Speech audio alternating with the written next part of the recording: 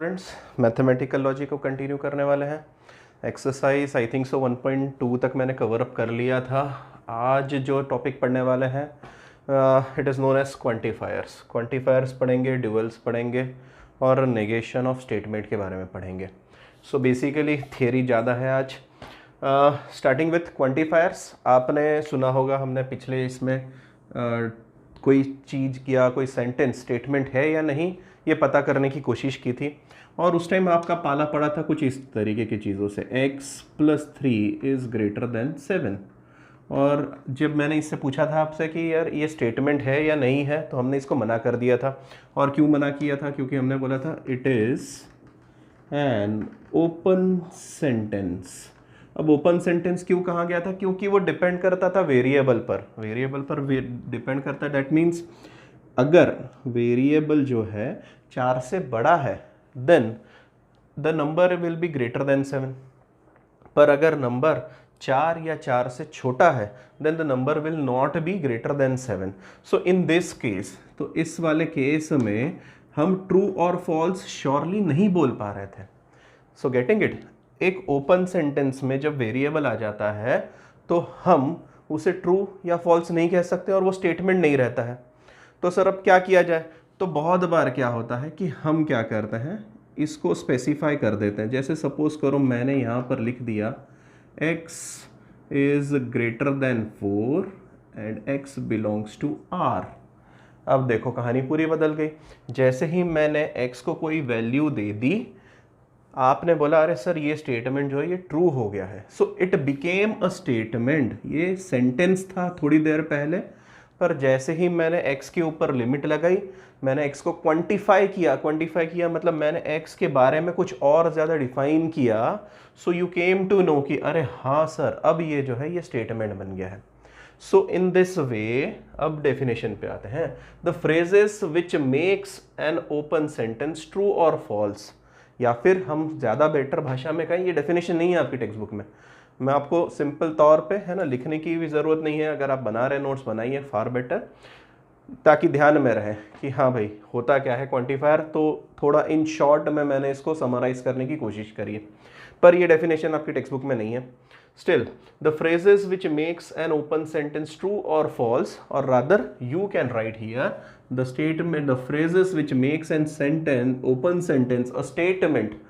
तो आपको पता चलेगा भाई स्टेटमेंट बना रहे मतलब ट्रू और फॉल्स भी होएगा, गारंटी है।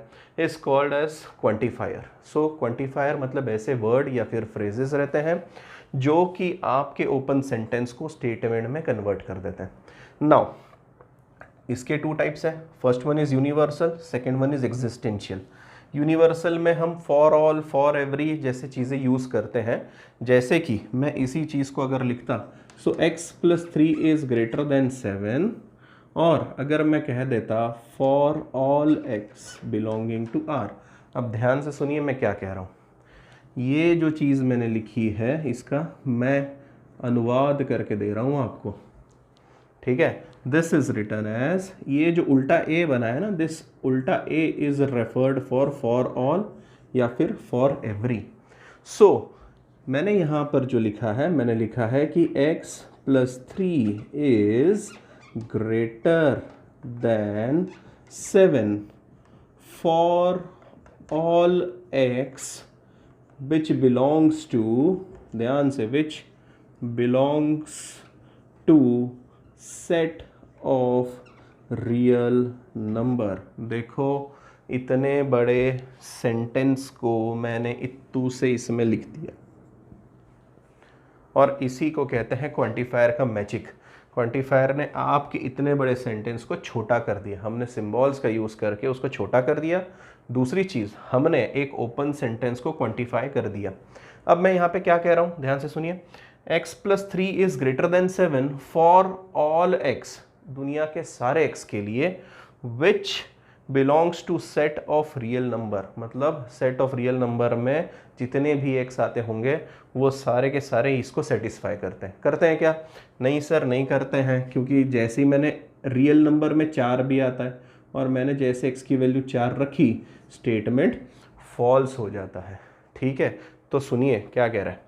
फॉर ऑल जब कहा जाता है इसका मतलब है x की मर्जी चाहे जो वैल्यू ले लो, उसके लिए आपका स्टेटमेंट चेक करना है। और ध्यान से सुनिए, फॉर ऑल के लिए एक इम्पॉर्टेंट कंडीशन ये है कि सारे वैल्यूज़ ने सेटिस्फाई करना चाहिए।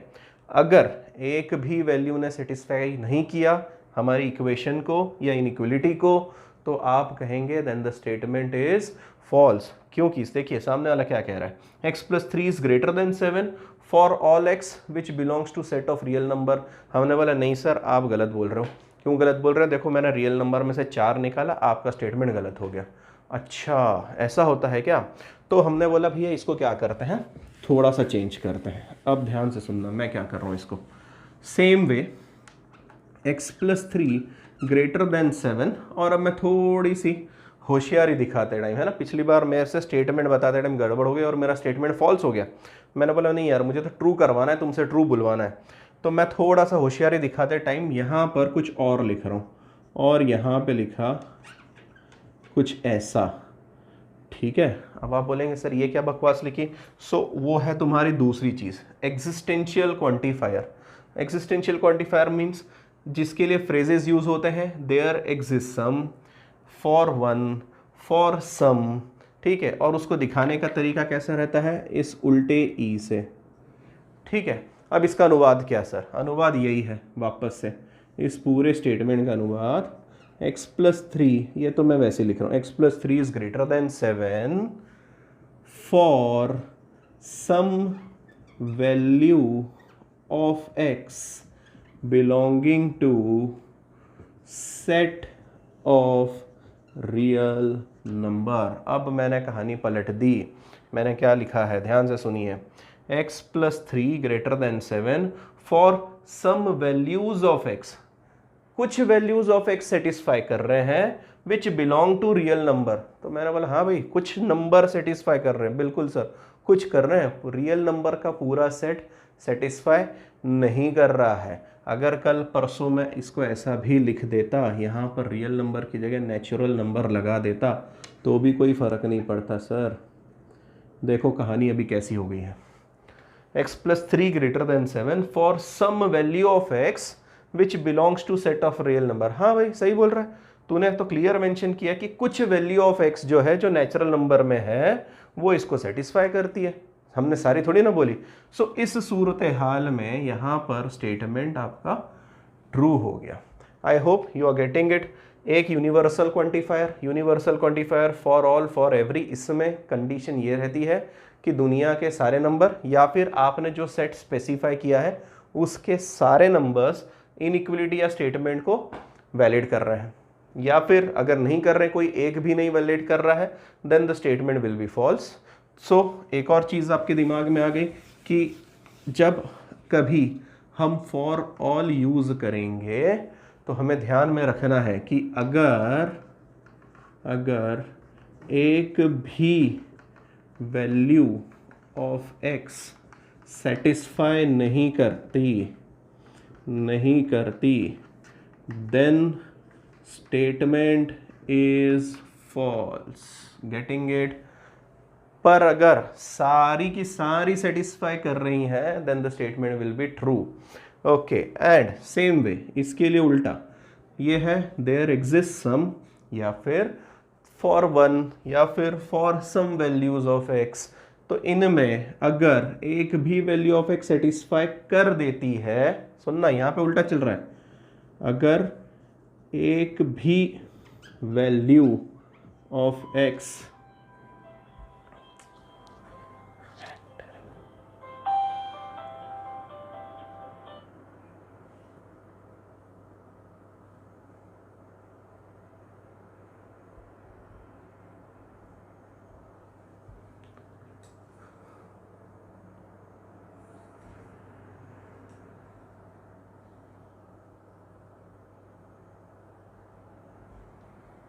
तो यहाँ पे बिल्कुल उल्टा होता है। अगर एक भी वैल्यू ऑफ x सेटिस्फाई कर जाए then the statement will be true. ठीक है, फॉर ऑल के लिए क्या चेक करना है कि अगर एक भी सेटिस्फाई नहीं कर रही तो फॉल्स बोलेंगे, सारे कर रही हैं सेटिस्फाई देन आप ट्रू कहेंगे। एग्जिस्टेंशियल के लिए क्या कहेंगे, एग्जिस्टेंशियल के लिए उल्टा ई आने वाला है आपके लिए, और अगर एक भी वैल्यू सेटिस्फाई कर जाए then the statement is true. I hope आप समझ गए। These are known as quantifiers. Next चीज जो है वो है duals of a statement. So dual क्या है? Two compound statements are duals of each other if one can be obtained from other by replacing and by or by and। इसका मतलब अगर आपको कोई स्टेटमेंट, देखिए मैंने यहाँ पर आपके लिए एग्जांपल भी उठा के रखा हुआ है, ये रहा है, एक स्टेटमेंट 1 है, एक स्टेटमेंट 2 है। अगर दोनों की खासियत चेक करेंगे तो ऊपर जहाँ पर एंड था नीचे वहाँ पर और है, जहाँ पर और था वहाँ पर एंड है। तो अगर एक स्टेटमेंट दूसरे से मिलता है कब? जब आप उसके एंड को और से रिप्लेस कर दें और को एंड से रिप्लेस कर दें, then both statements are called duals of each other. ठीक है। और आपके थोड़े से ज्ञानवर्धन के लिए बता दें, इसको कहा जाता है डी मॉर्गन्स लॉ। तो ये भी लिख के रख लें एग्जाम्पल जब लिख रहे हैं। So De Morgan's law, these are De Morgan's law, ये लिख लीजिए। और ये होता है ड्यूअल्स। अब ड्यूअल में एक और चीज़ जो नोट करने लायक है, अगर कंपाउंड स्टेटमेंट में टोटोलॉजी है, देखिए टोटोलॉजी को जनरली हम स्मॉल टी से डिनोट करते हैं क्वेश्चंस में, और अगर कॉन्ट्राडिक्शन है, कॉन्ट्राडिक्शन को हम स्मॉल सी से डिनोट करते हैं। देन जब उसका ड्यूअल निकालने के लिए बोला जाता है तो हम टी को सी से, सी को टी से रिप्लेस करते हैं, और साथ ही साथ एंड को और को एंड से तो करने ही वाले थे। So this is quantifiers and duals. अब नेक्स्ट टॉपिक जो है आपके लिए वो है negation of a statement. Is negation of CS compound statement. CS मतलब कंपाउंड स्टेटमेंट, नोटबुक में पूरा प्रॉपर लिखे। फर्स्ट जो है नेगेशन ऑफ कंजंक्शन। कंजंक्शन आप जानते हैं एंड के लिए यूज़ किया जाता है। एंड में जब भी नेगेशन लगाया जाता है सो दोनों स्टेटमेंट अलग अलग नेगेशन में चले जाते हैं और एंड का और हो जाता है। आई होप आपने डी मॉर्गन लॉ में देखा होगा। Okay, so negation of P and Q अगर कंजंक्शन है तो उस स्टेटमेंट का नेगेशन निकालते टाइम आपको दोनों को अलग अलग नेगेशन तो देना ही है, साथ ही साथ एंड को और से रिप्लेस कर देना है। Similarly negation of disjunction. Disjunction means और ये डी मॉर्गन का दूसरा लॉ था, तो वहाँ पर नेगेशन ऑफ P और Q becomes negation P negation Q और की जगह एंड आ जाता है। सिंपल है, याद रखना। नेगेशन ऑफ नेगेशन बताने की कोई खास ज़रूरत नहीं है, आपको पहले से पता है। नेगेशन कैंसिल हो जाएगा और वो स्टेटमेंट एज इट इज़ बाहर आ जाएगा। Yes, this is somewhat important. Negation of implication. Negation of implication is P and negation Q। इसको बिल्कुल स्टार मार्क करके रखें, इम्पॉर्टेंट है। दूसरी चीज़, नाम तो आपको याद हो ही जाएंगे क्योंकि हमें रीजंस देने पड़ेंगे जब हम क्वेश्चन सॉल्व करेंगे। तो रीज़न देते टाइम आपको बताना पड़ेगा it is negation of conjunction, it is negation of implication and so on. Now negation of by conditional. By conditional आप जानते हैं P डबल इम्प्लाइज Q होता है। P डबल इम्प्लाइज Q है और उसका नेगेशन बिल्कुल इम्प्लाइज के जैसा ही होता है। जैसे इम्प्लाइज में P एंड नेगेशन Q होता है, यहाँ पे उल्टा पुल्टा हो जाता है। मतलब एक बार P इम्प्लाइज Q और एक बार Q इम्प्लाइज P के लिए नेगेशन। सो P इम्प्लाइज Q के लिए नेगेशन लेते time P and negation Q और Q एंड नेगेशन P और दोनों के बीच में और लगा देना है। अच्छा सर, ये वेरिफिकेशन कहाँ पर है? टेक्स्ट बुक में चेकआउट कर सकते हो, या फिर आपको तो मैंने पिछले एक्सरसाइज में पढ़ाया है।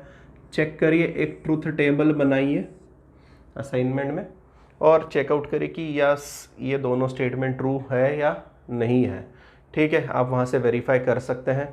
LHS RHS के बराबर कैसे वेरीफाई करना आपको पता है। पूरा ट्रूथ टेबल बनाना है TTFF TFTF वाला, और ये कॉलम और ये कॉलम अगर मैचिंग आता है then they are identical. Okay, next last one is negation of quantified statement. यहाँ पे काफ़ी आसान काम है। Again same, replace all by some, for every by there exist some. ठीक है, और सिमिलरली वाइस वर्सा। अगर किसी स्टेटमेंट में एंड और नेगेशन है और उसमें और बहुत सारे स्टेटमेंट्स हैं, P है, Q है, R है, S है, जो भी है, तो ऐसी सूरत हाल में आप एंड को और से रिप्लेस करते हैं, वो आप चेक कर चुके हैं, और को एंड से रिप्लेस करते हैं, पर पी क्यू आर को रिप्लेस करते हैं negation P, negation Q, negation R and so on से। एक एग्जाम्पल मैंने आपके लिए उठाया हुआ है नेगेशन पी और क्यू, तो उसके लिए मुझे पहले इसको क्लीन कर देता हूँ मैं, ताकि यहाँ पर एक नेगेशन निकाल के बता दूँ आपको। So your statement is negation P और क्यू और पी एंड नेगेशन क्यू। ठीक है, अच्छा हमसे क्या जानना चाहता है, इसका नेगेशन निकालना। देखिए नेगेशन निकालना है तो पूरे स्टेटमेंट को पहले ब्रैकेट लगाओ, जो क्वेश्चन दिया है उसे टेपो, ब्रैकेट लगाओ और उसका नेगेशन निकालो।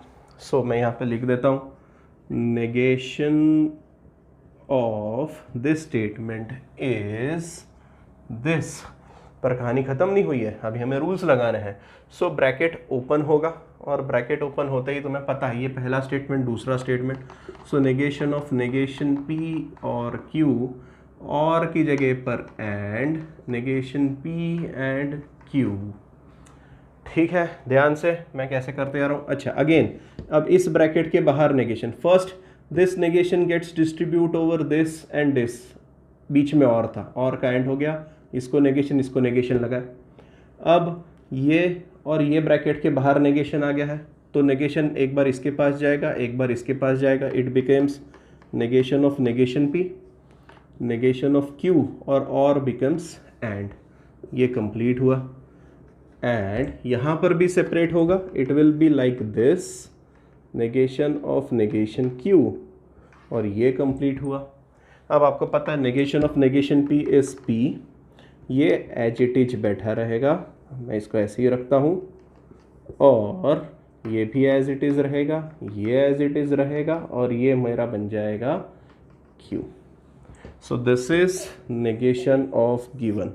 अब आप कहेंगे सर हम तो यहाँ पर भी लिख सकते थे, तो जितने होशियार बच्चे हैं वो यहाँ पर लिख सकते हैं। कैसे लिखेंगे सर?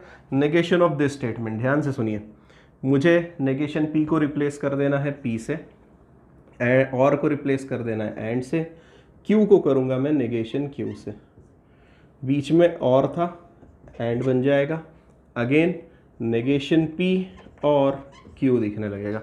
चेकआउट करिए क्या वो और ये मैचिंग है? हाँ सर मैचिंग है। So either you can may go by this rule, पर क्वेश्चन में अगर आपसे नेगेशन पूछा गया है तो आपको ये करके दिखाना पड़ेगा step by step. I know आप इसको डायरेक्टली बता सकते हैं तो ये एमसीक्यू के लिए काम में आएंगे, पर ये आपको डिस्क्रिप्टिव आंसर्स में काम आने वाला है। अच्छा यहाँ पे क्या क्या किया है मैंने, समझ लो। पहले मैं हर एक का रीज़न बता देता हूँ। फर्स्ट थिंग, नेगेशन यहाँ बाहर था, यहाँ पर मुझे दो ब्रैकेट दिख रहे थे, इन दो ब्रैकेट को मैंने दो स्टेटमेंट जैसे ट्रीट किया। हियर और था, मैंने और का सबसे पहले नेगेशन लिया, और का नेगेशन में क्या करते हैं, दोनों को नेगेशन लगाते हैं, लगाया, और का करते हैं and reason is negation of disjunction. Getting it? यहाँ पर आपको रीज़न लिखने थे, ठीक है। So it was negation of disjunction. Next मैंने क्या किया, नेक्स्ट मैंने चेक किया, देखो यहाँ इस ब्रैकेट के बाहर नेगेशन है, इसे मैं हाईलाइट कर रहा हूँ, इसे मैं हाईलाइट कर रहा हूँ, चेक करिए। अच्छा अब यहाँ पे नेगेशन डिस्ट्रीब्यूट होगा, यहाँ पे और है, यहाँ पे एंड है, तो मैंने दोनों के लिए अलग अलग रूल लगाया, तो मुझे दोनों जगह लिखना पड़ेगा negation of conjunction and disjunction. एक जगह मैंने लगाया कंजंक्शन वाला नेगेशन, एक जगह डिसजंक्शन वाला, और रीज़न लिख के यहाँ पे पहुँचा। और फाइनली ये स्टेप मुझे कहाँ से मिली?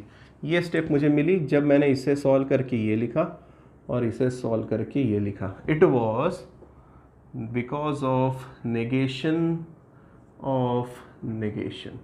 तो जैसे जैसे हम सॉल्व करेंगे सम, आपको सब समझ में आएगा। Now next theory, converse inverse contrapositive.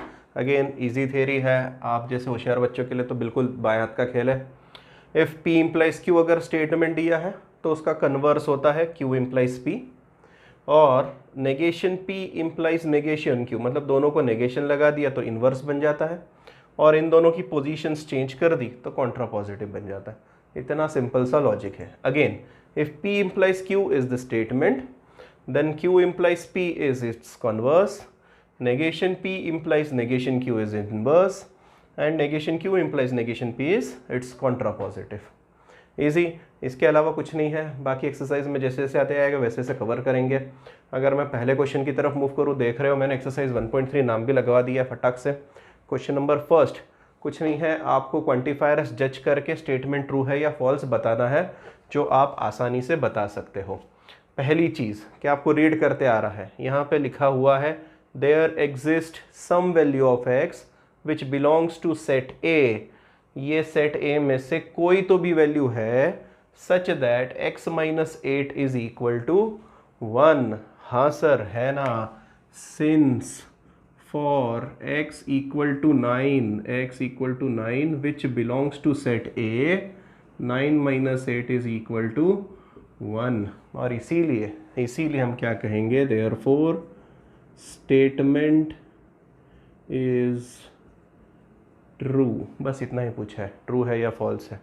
Okay, next one, for all value of x which belongs to set a x square plus x is an even number. क्या कह रहा है, for all values of x which belongs to set a, x की सारी values जो a set को belong करती है उसके लिए x स्क्वायर प्लस एक्स एक इवन नंबर आ रहा है। सर ये तो चेक करना पड़ेगा, तो चेक करके देख लीजिए। अच्छा, क्या आपको पता है कि एक तो पहली चीज़ आपको पता होनी चाहिए कि इवन नंबर 2n से रिप्लेस होता है और ऑड नंबर 2n प्लस 1 से दिखता है। ठीक है, अच्छा दोनों को ज़रा जोड़ के देख लें तो क्या मिल रहा है। दोनों को अगर जोड़ लेंगे तो मुझे लगता है शायद से ऑड मिलेगा। सो इवन प्लस ऑड आपको ऑड मिल रहा है। ठीक है सर, इसका क्या काम है, धीरे धीरे चेकआउट करते हैं। ओके, फर्स्ट थिंग इज 3 का स्क्वायर 9 आएगा। अच्छा, मैंने क्या बताया पहले, वो चीज़ ध्यान से लिख लीजिए। पहला एक hashtag, odd plus even is odd, ये ध्यान में रखना है। Even plus even is even and odd plus odd is again even. I hope दोनों तीनों बातें समझ में आ गई। प्रूफ चाहिए, अब भी करके बताया था। ऑड प्लस इवन कैसे, ऑड के लिए अब 2n प्लस 1 लीजिए, इवन के लिए 2n लीजिए, आपको पता चल जाएगा कि जो मैंने चीज़ें लिखी हैं सही लिखी है। ये चीज़ क्यों काम की है, क्योंकि हम चेकआउट करने जा रहे हैं। So even plus even is even and odd plus odd is even. Now check it out. 3 का स्क्वायर 9, सर ऑड है और 9 में आप 3 ही जोड़ने वाले हो क्योंकि एक्स स्क्वायर प्लस एक्स बोल रहा है। सो बिल्कुल सर इवन आने वाला है। 5 खुद ऑड है ना, ऑड का स्क्वायर 25 और ऑड जोड़ेंगे तो इवन आएगा। 7 में भी यही हाल होने वाला है, 9 में यही हाल होगा, 11 में भी यही हाल होगा, क्या 12 में ये हाल होगा। हाँ सर, 12 का स्क्वायर भी तो इवन ही आएगा और उसमें इवन जोड़ते ही आपको क्या मिल जाएगा, इवन मिल जाएगा। So this statement is also true. ठीक है, आई होप आपको ध्यान में आ गया होगा क्या कहना चाह रहा हूँ मैं। नाउ अच्छा, लिखना कैसे है सर, लिखना कैसे है, लिखने के लिए आप लिख सकते हैं कि भाई हमने चेक कर लिया, since for each value of set A x square plus x is even, therefore statement जो आपने बोला है वो ट्रू है। ठीक है, next third, there exists some value of x belonging to set A such that x square is less than 0। पहली चीज़, दुनिया में किसी भी पॉजिटिव मतलब भैया रियल नंबर में स्क्वायर कभी भी लेस देन 0 नहीं आता है। ठीक है, रियल नंबर में एक्स स्क्वायर जो है मतलब स्क्वायर जो है नंबर का लेस देन 0 नहीं आता है। तो ये तो सारे रियल नंबर थे। ठीक है, तो बिल्कुल साफ झूठ बोल रहा है और साफ झूठ बोल रहा है इसलिए हम बोलेंगे भैया फॉल्स है। सो 3 यहाँ पे निपटा है, 3 आपके हवाले करूँगा। नेक्स्ट क्वेश्चन चेकआउट कर लेते हैं। Okay, now moving to question number 2। ये लास्ट क्वेश्चन रहेगा आज के दिन का। नेक्स्ट वीडियो में 3 और 4 अपलोड कर दूंगा क्योंकि उसमें नेगेशन फाइंड आउट करना है, रीजंस देने हैं और साथ ही साथ शायद से ड्यूअल का भी एक क्वेश्चन आने वाला है। ओके, ठीक कर देते हैं भैया इसको। सो नाउ मुझे इनके ड्यूअल्स बताने हैं। ड्यूअल्स आपको पता है, ड्यूअल्स में एंड को और से रिप्लेस करते हैं, और को एंड से रिप्लेस करते हैं, और साथ ही साथ टी और सी जब आ जाता है तो टी को सी से रिप्लेस किया जाता है, सी को टी से रिप्लेस किया जाता है। यहाँ पे नेगेशन का कोई खेल नहीं है, ये आपको ध्यान रखना है। ओके, सो नाउ मैं ड्यूअल्स लिखते जा रहा हूँ नीचे। So dual of this statement will be, यहाँ पर और था मैंने ऐड कर दिया, और यहाँ पर ऐड था मैंने उसको और कर दिया, बस इतना करके आपको छोड़ देना है, इतनी सी ही चीज़ है। यहाँ पर इसका ड्यूअल क्या होगा, आप चेकआउट करते जा रहे हैं, और है मैंने ऐड कर दिया है, एंड है मैंने और कर दिया है, एंड सिमिलर वे। ठीक, यहाँ पर भी वही हरकत करने जा रहा हूँ, यहाँ पर और दिख रहा है, सो नेगेशन पी, और की जगह पर एंड, एंड की जगह पर और, नेगेशन आर, एंड की जगह पर और कंप्लीट कर देना है। बिल्कुल दिमाग नहीं लगाना है, जैसे ही दिखा तुमको वी दिखा उसको ए से रिप्लेस करो, ए दिखा वी से रिप्लेस करो, बस और कुछ मत करो। कितना भी बड़ा क्वेश्चन आने तो डरने की कोई ज़रूरत नहीं है। सो ड्यूअल इज, ध्यान से, नेगेशन पी लिखा, एंड दिखा और किया, नेगेशन क्यू लिखा, एंड दिखा और किया, फिर ब्रैकेट में पी और क्यू था, एंड किया, ब्रैकेट कंप्लीट किया, पीछे वाला एंड था उसको और से रिप्लेस किया और काम कंप्लीट किया। Easy. Next C, C means contradiction, और छोटा टी मतलब टोटोलॉजी। कॉन्ट्राडिक्शन को टी से रिप्लेस करेंगे तो dual will be, your dual will be C की जगह पे टी, और की जगह पर एंड, यहाँ पर आ जाएगा पी एज इट इज़, और क्यू एंड आर, कंप्लीट। और मुझे लगता है कि अब तुम में सारी चीज़ें आ गई हैं, लास्ट वाला भी निपटा सकते हैं easily. It is negation P, यहाँ पर एंड, और टी की जगह पर सी, बस इतना सिंपल सा काम करना है। मेरे हिसाब से यहाँ तक सफिशिएंट है। नेक्स्ट वीडियो में थर्ड और फोर्थ क्वेश्चन निपटा देते हैं।